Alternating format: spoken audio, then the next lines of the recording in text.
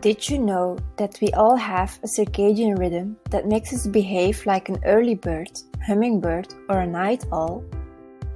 But what is a circadian rhythm?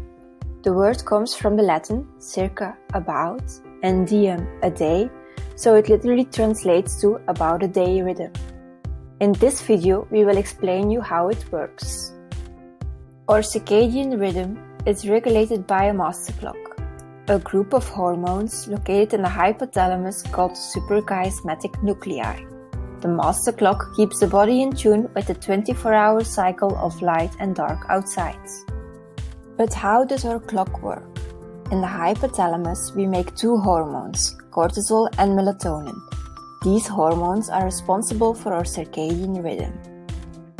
If we have a normal day, our rhythm may look like this. In the morning, we experience a rise of cortisol, which makes us feel awake. In the afternoon, our cortisol falls low, which makes us experience the typical afternoon dip. In the evening, the secretion of melatonin begins to increase, and this is signaling our body that it's time to go to sleep. These two hormones are always in balance. For example, at night, when our melatonin starts to rise, our cortisol falls low. The opposite happens in the morning, starting this 24-hour cycle all over again. Our master clock is responsible for the regulation of our blood pressure, temperature, feeling of hunger, energy level, and sleep cycle. These are called internal clocks. People have naturally variations in their energy level and sleep cycle. These variations are called chronotype. Chronotype is the term when you naturally wake up, are most productive at work, sport, or go to sleep.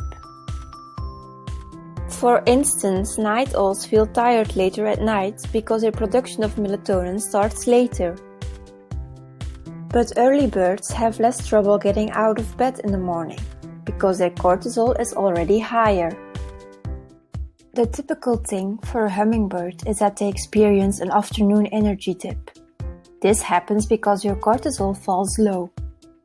So to summarize, our circadian rhythm consists of a master clock that regulates our different internal clocks and fine-tunes our daily behavior.